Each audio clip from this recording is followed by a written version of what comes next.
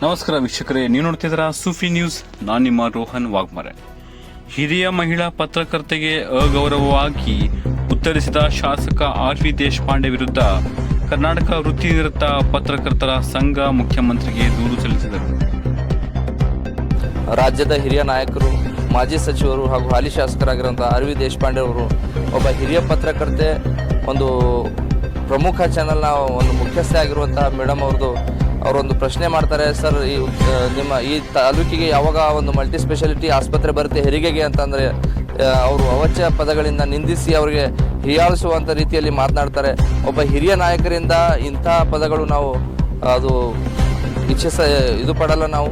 ಅದಕ್ಕಾಗಿ ಆ ಹಿರಿಯ ನಾಯಕರು ಪತ್ರಕರ್ತೆ ಒಬ್ಬರನ್ನ ಈ ರೀತಿ ಹೇಳಿಸಿ ಮಾತಾಡೋದು ಎಷ್ಟರ ಮಟ್ಟಿಗೆ ಸರಿ? ಪತ್ರಕರ್ತರಾಗಿ ಒಂದು ಪ್ರಶ್ನೆ ಕೇಳೋದೇ ತಪ್ಪ ಅನ್ನುವಂಥ ಪ್ರಶ್ನೆಗಳು ಈಗ ಎಲ್ಲ ಮಾಧ್ಯಮ ಮಿತ್ರರಲ್ಲಿ ಇವರು ಮೂಡ್ತಾ ಇದೆ.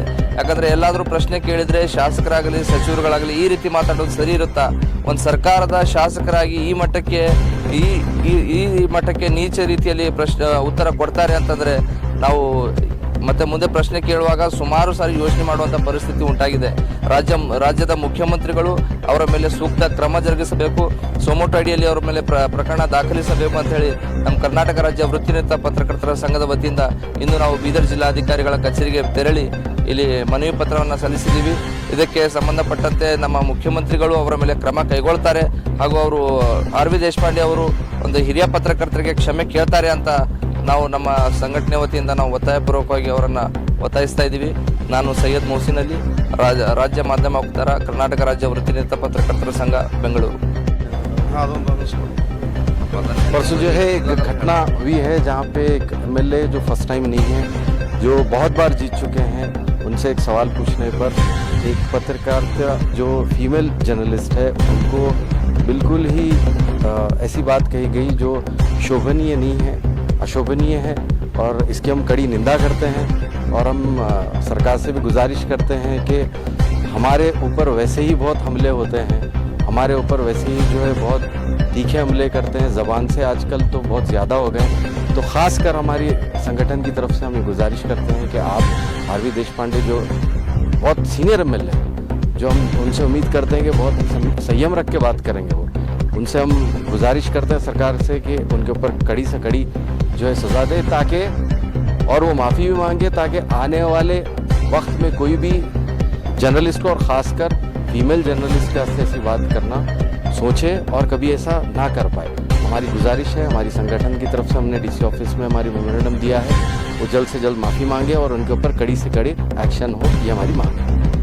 2025 ನಮ್ಮ ಒಂದು ರಾಜ್ಯದ ಮಹಿಳೆ ಪತ್ರಕರ್ತ ಒಬ್ಬರು ಸಾರ್ವಜನಿಕವಾಗಿ ಒಂದು ಎಲ್ಲರ ಸಮ್ಮುಖದಲ್ಲಿ, ಸಾರ್ವಜನಿಕರ ಸಮ್ಮುಖದಲ್ಲಿ ಒಂದು ಪ್ರಶ್ನೆನ ಎತ್ತಿದರು. ಸೊ ಅಲ್ಲಿಂದ ಭಾಗದ ಜನಕ್ಕೆ, ಅಲ್ಲಿಂದ ಒಂದು ಏನು ಆ ಏರಿಯಾದ ಭಾಗದ ಜನರಿಗೆ ಒಂದು hospital, multi super special hospital ಸಲುವಾಗಿ ಒಂದು ಪ್ರಶ್ನೆನ ಒಬ್ಬ ಹಿರಿಯ ರಾಜಕಾರಣಿ ಹಾಗೂ ಅವರು ಕಾಂಗ್ರೆಸ್ನಲ್ಲೇ ಮಕ್ಷದ ನಾಯಕರು, ಅವರು ಕಾಂಗ್ರೆಸ್ನ 1 ಸರಿ 2003 4 ಸರಿ ಗೆದ್ದಂಥ ಒಬ್ಬ MLA ಶಾಸಕರು, ಸಚಿವರು, ಅದರ ಮಾಜಿ ಸಚಿವರು, ಅವರಿಗೆ ಒಂದು ಪ್ರಶ್ನೆ ಮಾಡಿರ್ತಾರೆ. ಸೊ ಈ ಭಾಗಕ್ಕೊಂದು ಹಾಸ್ಪಿಟಲ್, ಹೆರಿಗೆ ಹಾಸ್ಪಿಟಲ್ ಸಲುವಾಗಿ ಪ್ರಶ್ನೆ ಮಾಡಿದಾಗ ಅವರು ಹೇಳ್ತಾರೆ ಒಂದು ಉಡಾಫೆಯಿಂದ, ಅದು ಹೆಣ್ಮಗಳ ಪತ್ರಕರ್ತ ಮೇಲೆ ಯಾವ ರೀತಿ ಮಾತಾಡಬೇಕು, ಒಂದು ಅಸಭ್ಯ ರೀತಿಯಲ್ಲಿ, ಅಂದರೆ ಎಲ್ಲರಿಗೂ ಒಂದು ಮುಜುಗರನ ಉಂಟು ಮಾಡಿದೆ. ಸೊ ನಿನಗೇನು ಹೆರಿಗೆ ಹತ್ರ ಹೇಳಮ್ಮ, ಮಾಡ್ತೀನಿ, ನಾನು ಮಾಡಿಸ್ಕೊಡ್ತೀನಿ ಅಂತ ಹೇಳಿಕೆಯನ್ನು ಕೊಟ್ಟಿದ್ದಾರೆ. ಅದು ಬಹಿರಂಗವಾಗಿ ಎಲ್ಲ ಸಾರ್ವಜನಿಕರಲ್ಲಿ ಅವ್ರದ್ದು ಏನು ಸುತ್ತಮುತ್ತ ಇದ್ದಂಥ ಒಂದು ಏನು ಅವರು ಫಾಲೋವರ್ಸ್ ಇರ್ತಾರೆ, ಅವ್ರ ಕಾರ್ಯಕರ್ತರು ನೋಡಿ ಒಂದು ಕಣ್ಣು ಕೆಣಕುವಂಥ ರೀತಿಯಲ್ಲಿ ತಮಾಷೆ ಥರ ನಗಾಡಿದ್ದಾರೆ ಅವರು. ಸೊ ಅಂದರೆ ಇವರೊಂದು ಪತ್ರಕರ್ತರೊಂದು ಬಹಿರಂಗವಾಗಿ ಪ್ರಶ್ನೆ ಕೇಳ್ಕೊಂಡ್ರೆ ನಮಗೆ ಎಲ್ಲೋ ಒಂದು ಮುಜುಗರ ರೀತಿಯಲ್ಲಿ ಆಗ್ತದೆ. ಇಂಥ ರಾಜಕಾರಣಿಗಳು ಇಂಥ ಒಂದು ಅವಾಚ್ಯ ಶಬ್ದಗಳು ಅಥವಾ ಅವ್ರು ಏನೋ ಬಾಯಿ ಬಿಟ್ಟು ಅಂದಿದಾರೋ, ಏನು ಅನ್ಬೇಕಂದಿದಾರೋ, ಅಥವಾ ಹೆಣ್ಣು ಮೇಲೆ ಒಂದು ಗೌರವ ಯಾವ ರೀತಿ ಇದೆ ಅಂತದ್ದು ಎದ್ದು ಕಾಣ್ತಾ ಇದೆ. ಸೊ ಒಬ್ಬ ಹಿರಿಯ ನಾಯಕರು ಈ ರೀತಿ ಅಂದಿದ್ದು ನಮಗಂತೂ ಭಾಳ ತುಂಬ ನೋವು ಉಂಟು ಮಾಡಿದೆ. ಅದರಲ್ಲೂ ಒಬ್ಬ ಹೆಣ್ಮಗಳ ಪತ್ರಕರ್ತ, ಹಿರಿಯರು ಆ ಒಂದು ಸಂಸ್ಥೆಯ ಒಬ್ಬರು ಹಿರಿಯ ಒಂದು ಮುಖ್ಯಸ್ಥರು, ಅವರಿಗೆ ಈ ಥರ ಆಗಿದ್ದಾರೆ. ಅದು ಜನಸಾಮಾನ್ಯರಿಗೆ ಯಾವ ರೀತಿ ಒಂದು ಉತ್ತರ ಕೊಡ್ತಾರೆ ಅವರು, ಇಂಥ ರಾಜಕಾರಣಿಗಳು. ಸೊ ಯಾವುದೇ ರೀತಿ ಒಂದು ಮಾತಾಡೋದಿಲ್ಲ, ನಾಲ್ಗೆ ಮೇಲೆ ಇರ್ತಾ ಇರಬೇಕು. ಅದರಲ್ಲಿ ಪತ್ರಕರ್ತರಿಗೆ ಮಾತಾಡಬೇಕು. ಯಾವುದೇ ಒಂದು ಇಚ್ಛೆಯಿಂದ ನಮ್ಮ ಸ್ವಂತಗಾಗಿ ನಾವು ಏನು ಮಾಡೋಕ್ಕೆ ಕೇಳ್ತಾ ಇಲ್ಲ, ಸ್ವಂತಗಾಗಿ ಯಾವುದು ಪ್ರಶ್ನೆ ಕೇಳಂಗಿಲ್ಲ. ಜನಸಾಮಾನ್ಯರಿಗೆ ಸಾರ್ವಜನಿಕಗೋಸ್ಕರ ನಾವೇನು ಧ್ವನಿ ಎತ್ತಾ ಇದೀವಿ. ಸೊ 4ನೇ ಅಂಗ ಅಂತ ಹೇಳ್ತಾ ಇದ್ದಾರೆ.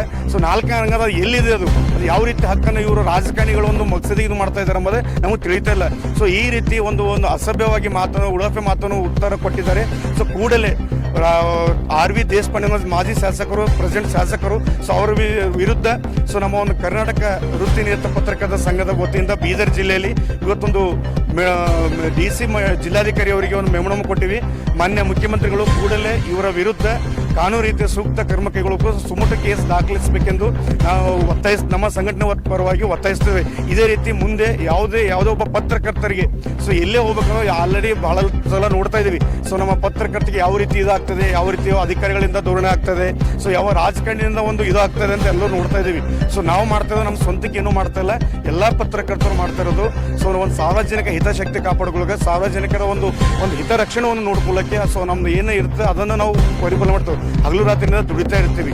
ಸೊ ನಮ್ಮ ಒಂದು ಸುದ್ದಿ ಯಾವ ಥರ ಇರ್ತಂದ್ರೆ ಪ್ರತಿಯೊಬ್ಬ ಕಡೆಯ ವ್ಯಕ್ತಿಗೂ ನಮ್ಮ ಒಂದು ನ್ಯಾಯ ಕೊಡಿಸುವಂಥ ಕೆಲಸ ನಮ್ಮ ಒಂದು ಮಾಧ್ಯಮ ವತಿಯಿಂದ ಆಗ್ತಾ ಇದೆ. ಸೊ ಪ್ರತಿಯೊಬ್ಬ ಮಾಧ್ಯಮರಿಗೂ ಒಂದು ಒಳ್ಳೆ ನಾವೇನು ಕೇಳ್ತಲ್ಲ ಹೇಳ್ತಾರೆ, ನಾವೇನು ಕೆಲಸ ಮಾಡ್ತಾ ಇದ್ದೀವಿ, ಅವರು ಅದೇ ಥರ ಕೆಲಸ, ಅವರು ಜನನಾಯಕರು ಜನ ಸೇವೆ ಮಾಡ್ತಾ ಇದ್ದಾರೆ, ನಾವು ಜನ ಸೇವೆನೇ ಮಾಡ್ತಾ ಇದ್ದೀವಿ.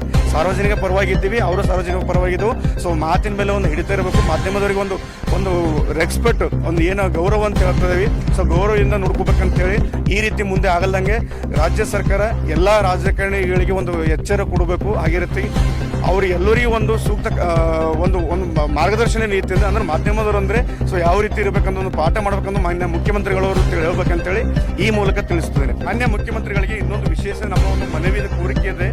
ಕರ್ನಾಟಕ ರಾಜ್ಯ ವೃತ್ತಿಪರ ನಿಯಂತ್ರಣ ಸಂಘ ವತಿಯಿಂದ ಒಂದು ಮನವಿ ಇದೆ. ಪತ್ರಕರ್ತರ ಪರವಾಗಿ ಪತ್ರಕರ್ತರ ರಕ್ಷಣೆಗೆ ಸೂಕ್ತ ರೀತಿ ಕಾನೂನು ರೀತಿ ರಚಿಸಬೇಕೆಂದು ನಮ್ಮ ಒಂದು ಸಂಘಟನೆ ವತಿಯಿಂದ ಅವರಿಗೆ ಒಂದು ಮನವಿ ಮಾಡ್ಕೊತಾ ಇದ್ದೀವಿ.